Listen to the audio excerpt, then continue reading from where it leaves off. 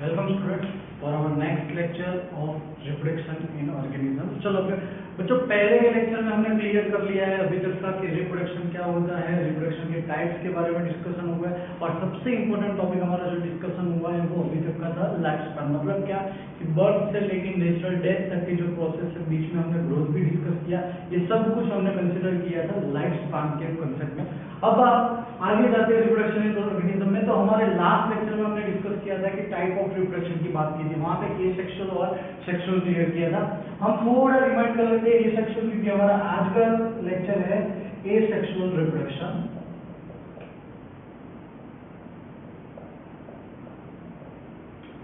चलो last lecture के हिसाब से पहले रिवाइज कर लेते, तो एसेक्सुअल रिप्रोडक्शन का मतलब क्या होगा कि लिमिटेड टू सिंगल ऑर्गेनिज्म या सिंगल पेरेंट। मतलब क्या होता है कि यहाँ पे कोई दो इंडिविजुअल की रिक्वायरमेंट नहीं है, आइदर वो मेल होगा या फिर फीमेल होगा तो भी चलेगा। मतलब कि ऐसे नहीं कि सेक्सुअल रिप्रोडक्शन के हिसाब से मेल फीमेल दोनों की कंपलसरी रिक्वायरमेंट है। यहाँ पे क्या होगा कि लिमिटेड टू सिंगल पेरेंट है। फिर हमारा दूसरा कंसेप्ट यहाँ पे क्या आता है कि गैमेट फॉर्मेशन एब्सेंट था।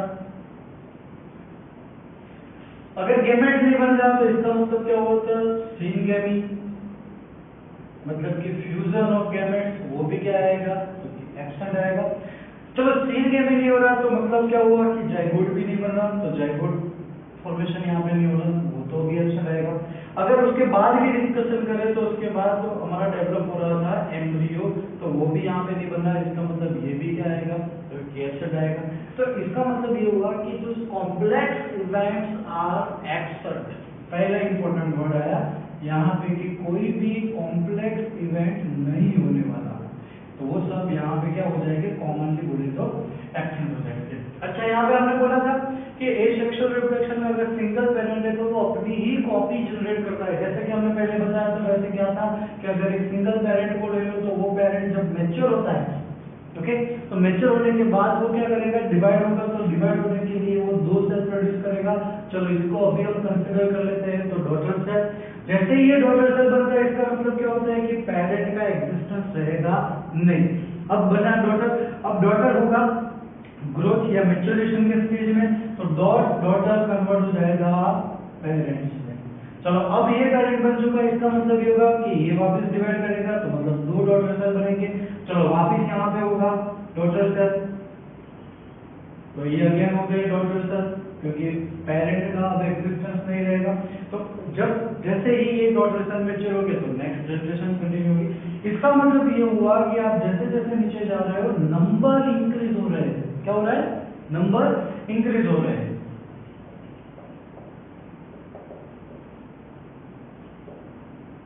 अच्छा, 11th के फर्स्ट चैप्टर में जाओ, तो फर्स्ट चैप्टर में आपने attributes of the living organism study किया और उसमें बहुत सारे कंसेप्ट आए थे। उसमें एक कंसेप्ट था ग्रोथ का। अगर आप ग्रोथ का डिफाइन बनाओ, चलो ग्रोथ माने क्या हो सकता है, तो दो टाइप के क्राइटेरिया थे। क्या कि अगर किसी के सेल में मास में इंक्रीज हो रहा है, तो मतलब क्या हो रहा है कि अगर आपका मास इंक्रीज हो रहा है तो भी आप क्या बोल सकते हो उसको ग्रोथ। चलो दूसरा कंसेप्ट क्या है, मास को छोड़ो, नंबर की बात करें, अगर आपका नंबर भी इंक्रीज हो रहा है सेल का, तो वो भी हम लोग क्या कंसीडर कर सकते हैं, तो ग्रोथ कंसीडर। तो यहाँ पे क्या हो रहा है, एक में से दो सेल बने, चलो इसका एग्जिस्टेंस है, ये दो में से चार बने, इसका एग्जिस्टेंस है। इसका मतलब क्या होगा कि नंबर सेल्स के इंक्रीज हो रहे हैं कि डिक्रीज, तो यहाँ पे ऑब्वियसली इंक्रीज हो रहे हैं। तो जब भी नंबर इंक्रीज होते हैं, इसका मतलब क्या होता है, यहाँ पे हम लोग कंसीडर करेंगे, it will be also considered as a growth. चलो ये हो गया ग्रोथ के बारे में ये। अच्छा, दूसरी बात करते हैं कि यहाँ पे हम मास नहीं कंसीडर करेंगे, क्यों, क्योंकि हमारा कंसेप्ट जा रहा है रिप्रोडक्शन के हिसाब से। तो रिप्रोडक्शन में क्या होता है कि अपनी ही कॉपी को रिपीट करना। तो रिपीट कर रहे हैं, जैसे कि नया कंसेप्ट लेते हैं, तो री और प्रोड्यूस को सेपरेट कर दो। तो री मतलब क्या, कॉपी, प्रोडक्शन मतलब टू गिव द बर्थ, तो मतलब अपने ही जैसे सेल को वो प्रोड्यूस करने वाला है, इसलिए हम लोग यहाँ पे वर्ड यूज करते हैं रिप्रोडक्शन। तो ये आइडिया उसके लिए होगा। अच्छा, अभी हमने बोला था कि पेरेंट्स में से नेक्स्ट आए, नेक्स्ट में से नेक्स्ट आए, बट यहाँ पे कोई दो पेरेंट्स का रोल नहीं है, एक सिंगल पेरेंट्स है, वो अपने जैसे ही कॉपी जनरेट करता है, इसका मतलब होता है आइडेंटिकल कॉपीज। तो जो आगे के लेक्चर में हमने ये क्लियर कर दिया है कि आइडेंटिकल कॉपीज का मतलब हम लोग कंसिडर करेंगे क्या, तो उसको बोलते थे क्लोन्स। मतलब क्या, जैसा पेरेंट वैसे ऑफस्प्रिंग। इवन जितने भी ऑफस्प्रिंग क्रिएट होते हैं, सोचो कि एक बैक्टीरिया में से 5 बैक्टीरिया भी अगर जनरेट होते हैं, तो वो 5 बैक्टीरिया अगर इस टाइप का प्रोसीजर करते हैं, तो वो पांचों भी कैसे हो गए, सेम हो गए। तो उन सबको हम लोग क्या बोल सकते हैं, क्लोन्स। इसका मतलब ये नहीं हुआ कि वो 5 ऑफस्प्रिंग सेम है, वो खुद पेरेंट और उसके नीचे बने जितने भी ऑफस्प्रिंग है, उन सब का मॉर्फोलॉजिकल स्ट्रक्चर सेम मिलेगा। तो उसके लिए हम लोग वर्ड यूज क्या बोलते थे, क्लोन्स। अच्छा, क्लोन्स में क्या सेम मिलेगा, तो सबसे इंपॉर्टेंट एमसीक्यू। तो क्लोन्स में आपको उसकी मॉर्फोलॉजी सेम मिलेगी और उसका जेनेटिकल स्ट्रक्चर सेम मिलेगा। सबसे इंपॉर्टेंट नीड के लिए क्या, कि क्लोन्स में कौन से क्राइटेरिया आपको कभी भी चेंज नहीं करने वाले, तो वो हो जाएगा उसका मॉर्फोलॉजी और उसका जेनेटिकल स्ट्रक्चर। क्यों, क्योंकि यहाँ पे कोई ब्लेंडिंग मतलब अगर आपको सेल साइकिल सेल डिवीजन पता है, तो उसमें मियोसिस में आता था कि प्रोफेज 1 के फेज में हम लोग बोलते थे कि क्रोमोसोम का सिनेप्सिस होता है, क्रॉसिंग ओवर होता है। तो वहां पे क्या होता है कि एक दो पार्ट अपने अपने पार्ट को एक्सचेंज कर देते हैं। यहाँ पे ऐसा कुछ भी नहीं होने वाला है। इसका मतलब क्या हो रहा है कि पेरेंट में जो भी जेनेटिक मेकअप होगा वो सेम टू सेम नीचे ऑफस्प्रिंग में पास हो रहा है। तो इस टाइप का, तो जिसके लिए हम लोग वर्ड यूज करने वाले हैं कौन सा, तो क्लोन्स का। अच्छा, यहाँ पे हम लोग बोल सकते हैं कि 100% वैरायटी, सॉरी 100% हेरिडिटी, उसके लिए भी क्राइटेरिया आप क्या बोल सकते हैं यहाँ पे, क्लोन्स। तो दूसरा ऑप्शन सोच लो, नो वैरायटी या नो वेरिएशन, मतलब आपको यहाँ पे किसी भी टाइप का कोई वेरिएशन दिखने वाला नहीं है। तो ये उसके लिए आइडिया हो जाएगा। ओके, अब बात करते हैं कि ये सेक्सुअल रिप्रोडक्शन करना है, तो फिर इसमें प्रोसेस कैसे होगी। तो रिप्रोडक्शन के लिए या फिर यहाँ पे हम लोग बोल सकते हैं कि one type of cell division हो रहा है। रिप्रोडक्शन हम लोग बोलते हैं कि यहाँ पे one type of cell division हो रहा है। तो सेल डिवीजन का जो प्रोसेस है उसको ही हम कंटिन्यू करेंगे। क्या, कि पहले न्यूक्लियस का डिवीजन होता है, और न्यूक्लियस के डिवीजन को हम लोग बोलते थे कैरियोकाइनेसिस। ओके, 10th में, सॉरी 11th के 10th चैप्टर में आ चुका है कि न्यूक्लियस का अगर डिवीजन होता है तो उसको हम लोग बोलते हैं कैरियोकाइनेसिस।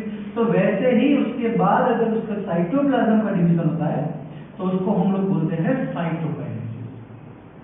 मतलब यहाँ पे भी एक इवेंट को दूसरा इवेंट फॉलो अप करने वाला है। तो पहला इवेंट होगा न्यूक्लियस का डिवीजन, और उसी न्यूक्लियस के डिवीजन को फॉलो कौन करने वाला है, साइटोकाइनेसिस या साइटोप्लाज्म का डिवीजन। और उसके बाद आपको एक सेल में से कितने सेल मिलेंगे, 2। इसका मतलब क्या हुआ कि अगर इस पेरेंट को 2 सेल में डिवाइड होना है, तो इस पेरेंट को पहले क्या करना पड़ेगा, जो भी अपना एक न्यूक्लियस है उस न्यूक्लियस को पहले 2 पार्ट में डिवाइड करना पड़ेगा।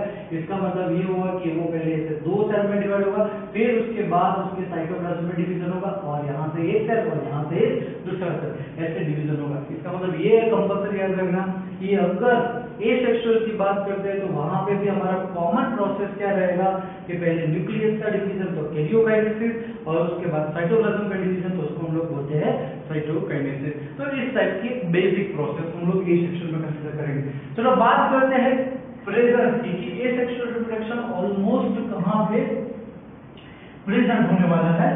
तो उसके लिए कॉमन कंसेप्ट जो लास्ट लेक्चर में भी हमने डिस्कशन किया था कि asexual almost present in unicellular organism. Okay, और अगर बात करूं तो आप जा सकते हो और हायर कैटेगरी में, तो सिंपल ऑर्गेनिजम्स बाद में डिस्कस करते हैं इसका क्या होता है। पहले डिस्कस कर लेते हैं कि यूनिसेल्युलर ऑर्गेनिज्म। तो बच्चों आगे 11th में आ चुका है। यूनिसेल्युलर मतलब हम लोग कंसीडर करते हैं मोनेरा या फिर प्रोकैरियोटिक सेल्स। ओके, अगर मोनेरा है या फिर प्रोकैरियोटिक सेल की बात करते हैं तो उनमें जनरली आपको मिलेगा कौन, तो ऑलमोस्ट बैक्टीरिया कैटेगरी।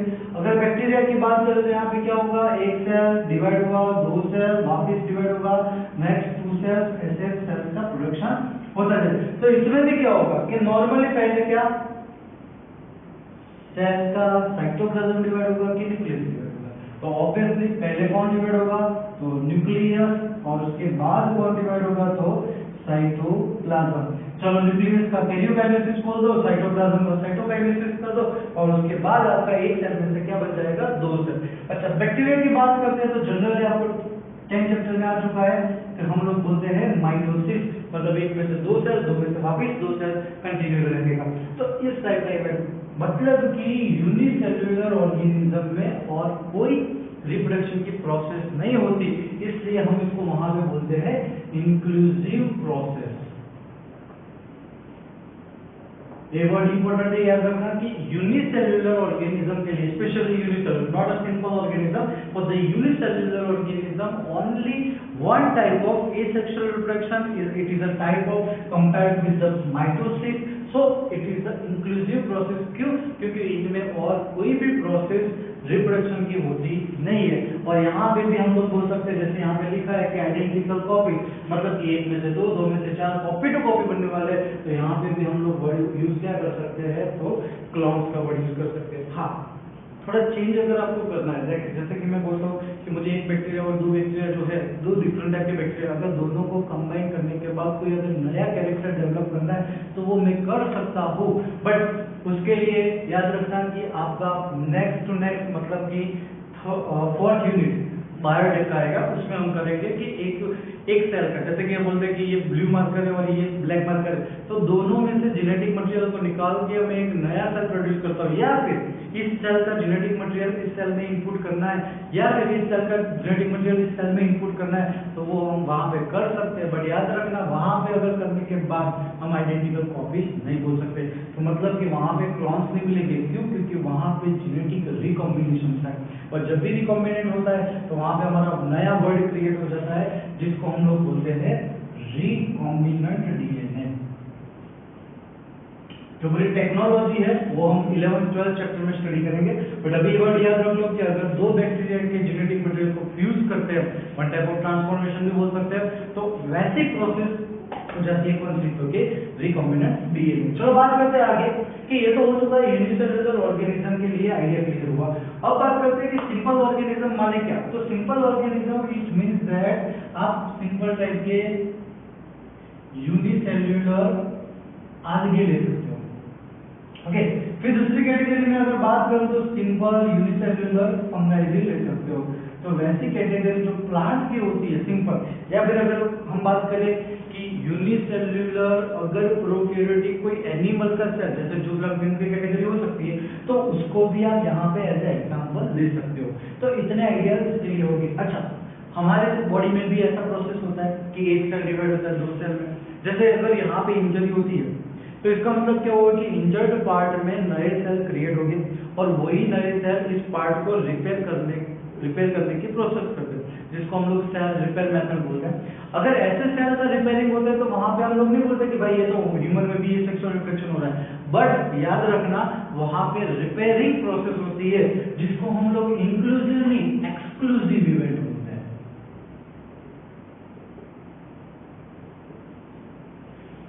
वापस एक बार रिपीट कर रहा हूं कि अगर यूनिसेल्युलर ऑर्गेनिज्म में उनकी मोनेरा या प्रोकैरियोटिक या बैक्टीरिया की बात करते हैं, जब अपना एक सेल डिवाइड होने के बाद दो सेल, दो में से चार क्रिएट करता है, तो उनके लिए एक बेसिक प्रोसेस है रिप्रोडक्शन या नंबर इंक्रीज करने के लिए या ग्रोथ करने के लिए, तो उसको हम लोग बोलते हैं इंक्लूसिव प्रोसेस।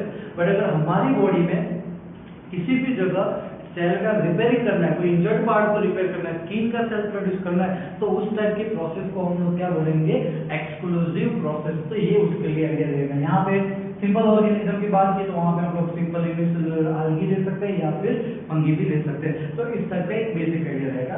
चलो उसके बाद हम डिस्कस करते हैं टाइप्स ऑफ एसेक्सुअल रिप्रोडक्शन। जैसे 9th 10th में थोड़ा बहुत आ चुका है कि एसेक्सुअल रिप्रोडक्शन के टाइप्स होते हैं, बट हम यहाँ पे थोड़े डिटेल में जाएंगे। फर्स्ट अगर हम बात कर रहे हैं एसेक्सुअल रिप्रोडक्शन के टाइप्स की, तो उसका नेम है बाइनरी फिशन। क्या बोलते हैं इसको? Binary fission. नाम से पता चलेगा बाइनरी मतलब क्या, तो कि 2, और फिशन मतलब क्या, तो डिवाइड या पार्ट। मतलब क्या है कि आपको एक सेल को दो पार्ट में डिवाइड करना है। तो इसका बेस्ट एग्जांपल कौन सा है, तो हमारा यूनिवर्सल कॉमन एग्जांपल बोल सकते हैं ए सेक्सुअल के लिए, तो कौन सा आएगा, अमीबा। अच्छा, अमीबा का कोई शेप तो होगा नहीं, तो मतलब हम लोग बोलेंगे इरेगुलर सेल। जैसे हम लोग कंसीडर कर लेते हैं कि चलो ये अमीबा का एक सेल, इसका ये यूनिसेलुलर स्ट्रक्चर मतलब कि न्यूक्लियस भी यही है। अब कंडीशन क्या होगी कि ये जो इलोंगेटेड पार्ट है इसको हम लोग बोलते थे सूडोपोडिया, या फिर इसको हम लोग बोल सकते हैं फॉल्सेट। मतलब क्या कि ये अपने सूडोपोडिया को कॉन्ट्रैक्ट करेगा, रिलैक्स करेगा, कॉन्ट्रैक्ट करेगा, रिलैक्स करेगा, और उसी की वजह से वो सेल मूवमेंट करता है। तो उस मूवमेंट की वजह से उसका नेम क्या हो गया कि एक्चुअली लेग नहीं है बट लेग जैसा स्ट्रक्चर बन रहा है, तो वहां पे वर्ड हो गया फॉल्स और फिट। तो ये कंडीशन उसके लिए। अच्छा, कोई शेप नहीं, आप अभी मैंने ऐसा ड्रॉ किया, आप कोई भी शेप बना सकते हो, बट क्या कि एक न्यूक्लियस कंपल्सरी इवेंट में बाकी का कोई स्ट्रक्चर उसका फिक्स नहीं है।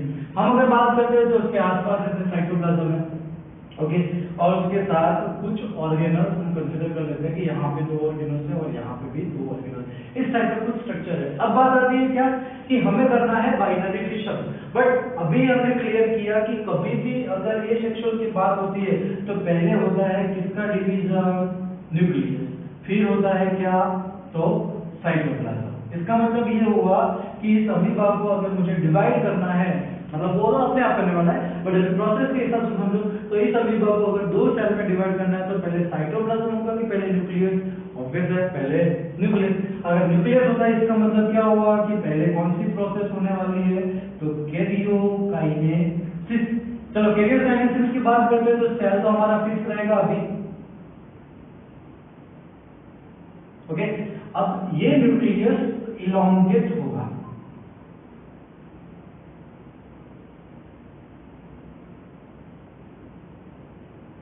ओके, इस टाइप का। चलो बाकी के ऑर्गेनल्स अभी भी वहां पे है, कंडीशन में हम मेंशन कर लेते हैं।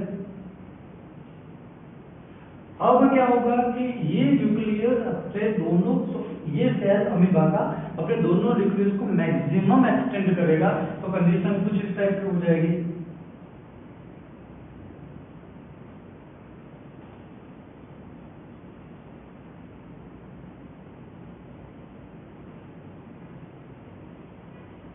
ओके, दो हो गए क्लियर, और उसके बाद यहाँ पे हम लोग ऑर्गेनल्स भी दो पार्ट में डिवाइड हो जाएगी। चलो बाकी का साइटोप्लाज्म कंसीडर कर लेते हैं। तो इस टाइप का कंडीशन हुआ, अभी भी हमारा न्यूक्लियस वहां पे ही है, मतलब कि सेल अभी तक डिवाइड हुआ नहीं, मतलब कि सेल तो कितने हैं, एक ही है, बट न्यूक्लियस कितने हो गए, दो।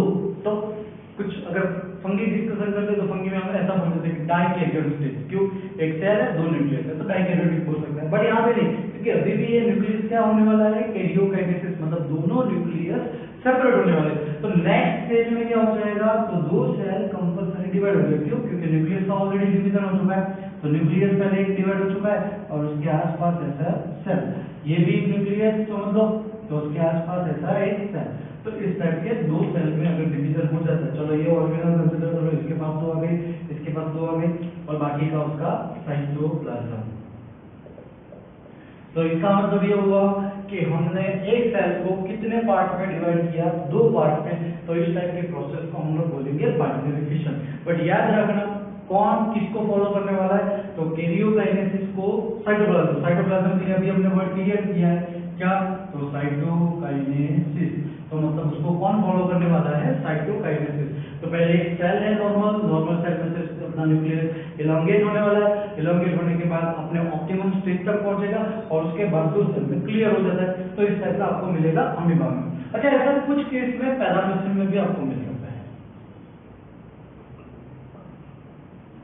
ओके। तो ये कंडीशन उसके लिए रहेगी। बट बाइनरी फिशन हमने कब बोला, जब एक सेल में से दो सेल में डिवाइड होता है।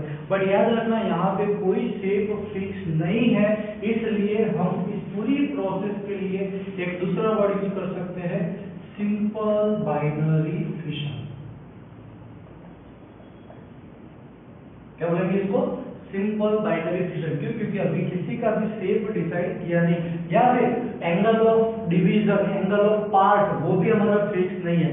ऐसे दूसरे टाइप अगर बात करता हूँ तो क्या, अगर कोई ऑर्गेनिज्म का अगर यहाँ से डिवीजन होता है दो सेल में, मतलब कि ऐसा एक सेल डिवाइड हुआ और ऐसा एक सेल डिवाइड हुआ, तो इसको हम लोग बोल सकते हैं ट्रांसवर्स बाइनरी फिशन। ओके, क्यों? क्योंकि इस पूरी बॉडी में से एक ट्रांसवर्स लाइन क्रॉस पास हुई और वहां से दो सेल को डिवाइड कर लिया, तो ये हो गया हमारा ट्रांसवर्स। तो सेम टू सेम ऐसा ही है कि अगर इसी टाइप का ऑर्गेनिज्म यहाँ से डिवाइड होता है तो मतलब क्या हुआ कि इस टाइप का एक सेल और एक इस टाइप का सेल हुआ, तो इसको हम लोग बोल सकते हैं लॉन्जिट्यूडिनल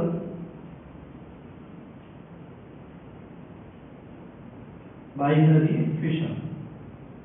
ओके, तो मतलब ऐसे तीन टाइप के प्रोसेस हो गई। एक प्रोसेस हमारी कौन सी हुई, सिंपल बाइनरी की, जिसमें कोई भी डायरेक्शन या शेप फिक्स नहीं है, तब अगर आपके सेल में से हाफ में कट होता है तो होता है वो ट्रांसवर्स, अगर वो लॉन्जिट्यूडिनल कट होता है तो वो हो जाता है आपका लॉन्जिट्यूडिनल बाइनरी फिशन। एक ऐसा ही एक दूसरा टाइप है जिसको हम लोग बोल सकते हैं मल्टीपल फिशन। तो मल्टीपल फिशन की थोड़ी बहुत डिस्कस कर लेते हैं, क्या कंडीशन होगी इसमें। चलो पहले बात कर लेते हैं, ये अमीबा हमारा, ये यूनिसेलुलर, बट कंडीशन क्या होगी कि ये अमीबा अपने न्यूक्लियस को मल्टीपल टाइम अननंबरेबल डिवीजन करेगा। तो मतलब क्या होगा कि पहले से वो कौन से डिवीजन को कर रहा है, कैरियोकाइनेसिस। तो मतलब नेक्स्ट स्टेज में अगर मैं जाऊं तो क्या होगा कि सेल अभी डिवाइड नहीं हो रहा है बट इसके न्यूक्लियस डिवाइड हो चुके हैं। चलो ऐसे बहुत बार मतलब सिर्फ न्यूक्लियस अपने दो दो पार्ट में डिवाइड हो चुका है, तो इस टाइप का न्यूक्लियस का डिवीजन हो चुका है। अब जैसे ही न्यूक्लियर का अपना डिवीजन फिनिश होता है, जिसको हम लोग अभी न्यूक्लियस नहीं बोलेंगे बट बहुत सारे हैं तो न्यूक्लियाई बोलेंगे।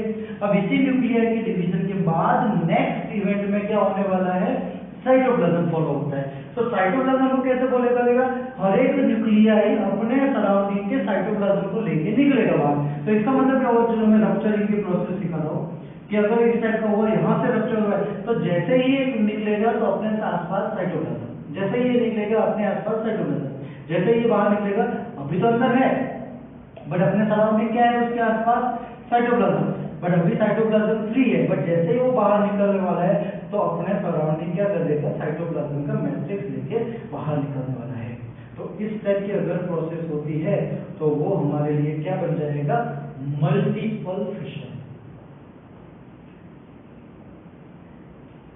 ओके, तो ये कंडीशन उसके लिए हो जाएगी मल्टीपल फिशन। तो बेटा टोटल फिशन के कितने टाइप हो जाएंगे हमारे पास, 4 टाइप हो जाएंगे। फर्स्ट होगा सिंपल बाइनरी कि जिसमें कोई शेप या डायरेक्शन डिसाइड नहीं होगा, तो उसके लिए हम लोग बात करेंगे सिंपल बाइनरी। अगर आपकी बॉडी में से यहाँ से कट होता है तो मतलब जो भी सेल है उसमें अगर यहाँ से कट होता है तो हम लोग बोलते हैं ट्रांसवर्स बाइनरी फिशन। अगर ऐसे लॉन्जिट्यूडनल कट होता है तो बोलेंगे लॉन्जिट्यूडनल बाइनरी फिशन। तो वैसा सेल टू सेल अगर एक सेल अपने न्यूक्लियस को मल्टीपल टाइम अननंबरेबल डिवीजन कर देता है एमाइटोटिकली, तो तब वहां पे ये ऐसे न्यूक्लियर जनरेट हो गए, हर एक न्यूक्लियर अपने आसपास साइटोप्लाज्म लेके निकलेगा, तब वो हो जाता है क्या, मल्टीपल फिशन। तो ये हमारा हुआ फिशन का कार्य। अब आगे जाते, ऐसा ही एक सेम प्रोसेस है दूसरा।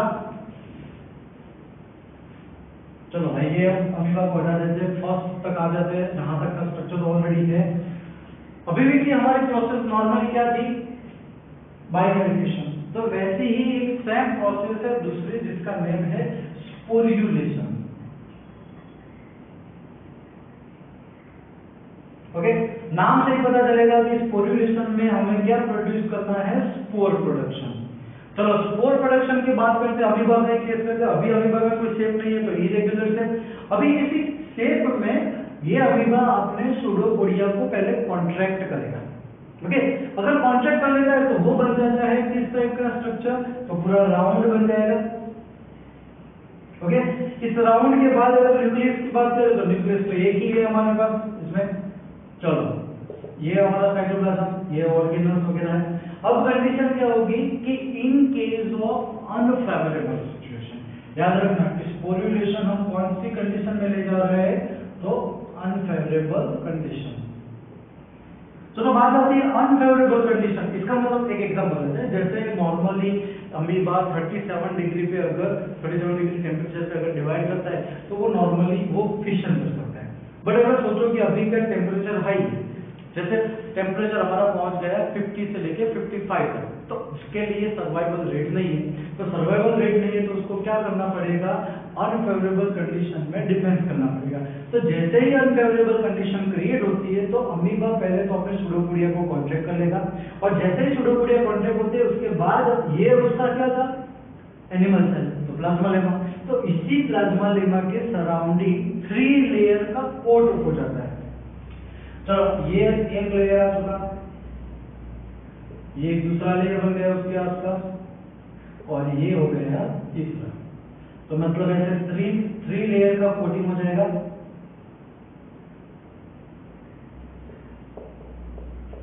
और 3 लेयर के कोटिंग को हम लोग बोलते हैं सिस्ट। जो उसका कोट है उसको हम लोग क्या बोलेंगे, सिस्ट। और इस प्रोसेस को हम लोग बोलते हैं एंसिस्टेशन।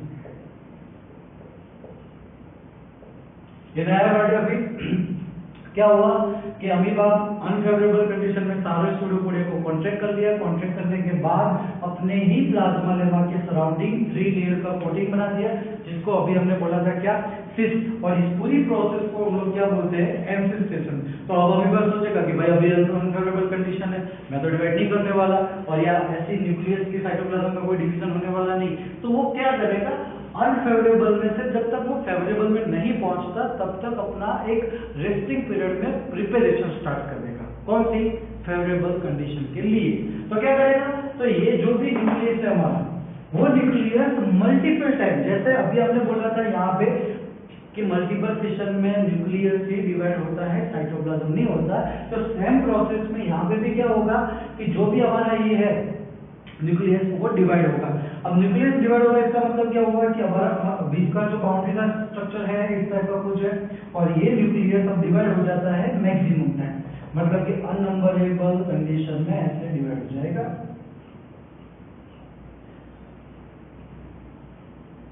ओके, तो चलो उसके सराउंडिंग हमने बोला कि 3 लेयर्स का कोटिंग था, तो वो तो अभी है क्योंकि सिचुएशन अभी भी हमारी अनफेवरेबल ही है। ओके, तो इस टाइप का कंडीशन है। बट जैसे ही फेवरेबल कंडीशन आती है तो ये जो 3 लेयर का कोट है वो रप्चर या बर्स्ट होने वाला है, मतलब ब्रेक होने वाला है। तो जैसे ही ये बर्स्ट होगा, मतलब कि समझ लो कि यहाँ से ये बर्स्टिंग हुआ, ये ब्रेक हो चुका है। अब जैसे ही ब्रेक होगा तो यहाँ से ये निकलेंगे बाहर, कौन, तो जितने भी अमीबा प्रिपेयर हुए वो। बट अभी हम इसको अमीबा या इसको भी हम अमीबा नहीं बोल सकते, क्योंकि ये हमारे लिए अभी स्पोर जैसा फंक्शन करने लगे, तो इसलिए बड़ी कब बना जब हमारे सूडोपोडिया कॉन्ट्रैक्ट हुए तब, तो इसलिए इसका नेम बन गया क्या, तो सूडोपोडियोस्पोर।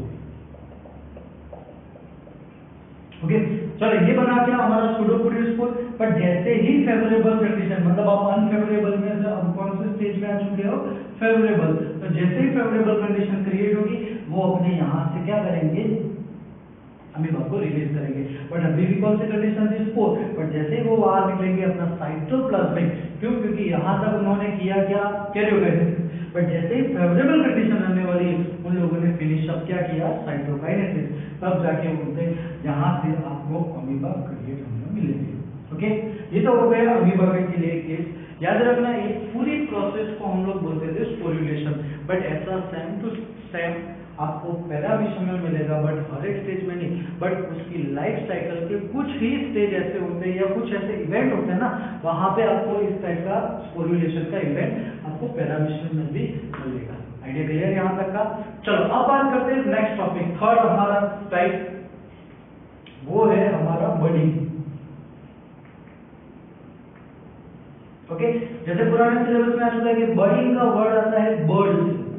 बर्ड मतलब यानी कि क्या, जैसे आपने अगर मैं बात करता हूँ प्लांट मॉर्फोलॉजी की, तो प्लांट मॉर्फोलॉजी में आपने स्टडी किया होगा, एपिकल बर्ड होता है, एक्सिलरी बर्ड होता है। तो वैसे अगर हम प्लांट में कंसीडर करते हैं तो क्या होता है कि जैसे यहाँ पे कोई फ्लावर तो है अभी, बट अगर यहाँ पे कोई छोटा सा फ्लावर क्रिएट होने की प्रिपरेशन हो चुकी है तो इसको हम लोग क्या बोलते हैं, बर्ड। तो सेम टू सेम इसी टाइप का अगर किसी भी ऑर्गेनिज्म में रिप्रोडक्शन के लिए, उसके आइडेंटिकल कॉपी बनाने के लिए अगर कोई क्रिएट होता है तो उसके लिए हम लोग क्या वर्ड यूज करेंगे, बर्ड का एग्जांपल बोलेंगे। तो इसका एक एग्जांपल है सबसे बेस्ट, तो ईस्ट। फ्रॉम 11 चैप्टर 2, वहां पे आपने बोला है कि एक ही फंगी ऐसी जो यूनिसेल्युलर है, वो कौन सा एग्जांपल है हमारा ईस्ट का। चलो मैं इसका अगर एग्जांपल लेता हूं तो नॉर्मल ईस्ट तो इस टाइप की कुछ है, ओके, बट यूनिसेल्युलर तो सिंगल सेल न्यूक्लियस बोल देते हैं यहाँ पे। बट यहाँ पे अगर बर्ड क्रिएट होती है तो क्या कंडीशन होगी, कुछ इस टाइप का स्ट्रक्चर बनेगा, ओके। बट जैसे ही बर्ड प्रिपेयर हो जाती है, मतलब इसके जैसे एक आइडेंटिकल कॉपी बन जाती है, तो वो यहाँ पे न्यूक्लियस चलो बना दिया और इसके बाद यहाँ से उसको रप्चर कर देगा।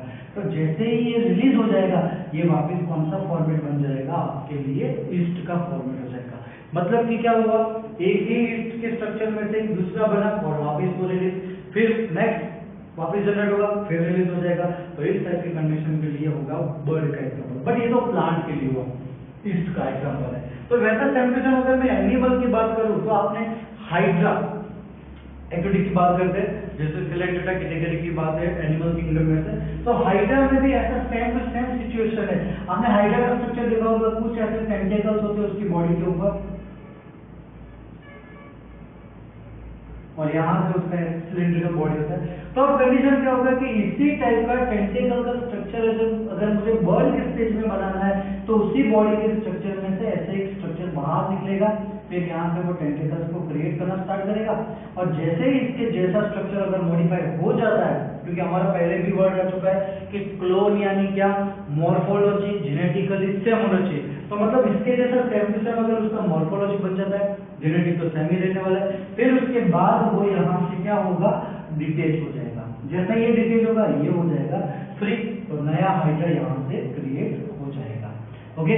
अब याद रखना क्या कि हाइड्रा, जैसे मैं अपना हैंड दिखा रहा हूँ तो ये कुछ हाइड्रा जैसा ही होगा कि ये टेंटेकल्स हो चुके, ये उसका सिलिंड्रिकल बॉडी बन गया।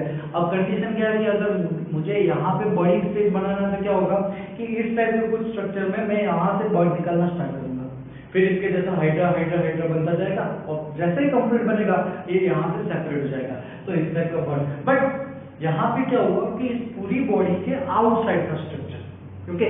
तो ऐसे बर्ड के लिए हम वर्ड यूज करेंगे एक्सोजीनियस बर्ड, ओके।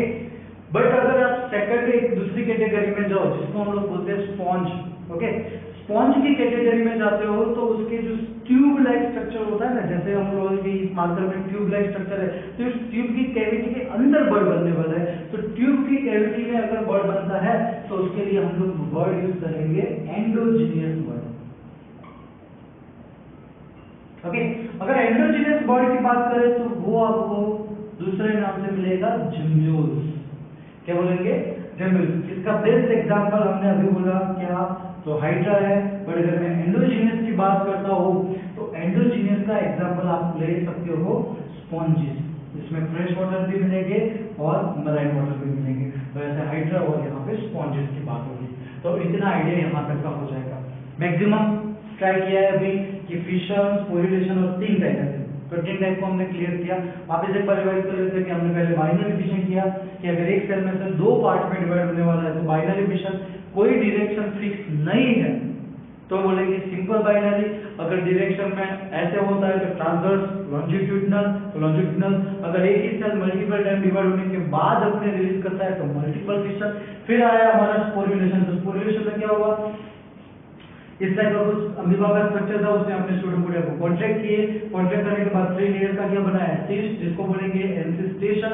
और उसके अंदर ये सेल डिवाइड होने के बाद मतलब न्यूक्लियस बनाएगा क्या, तो सूडोपोडियोस्पोर। और यही स्पोर जब फेवरेबल कंडीशन में रिलीज होते हैं तो क्या बन जाएंगे, अमीबा।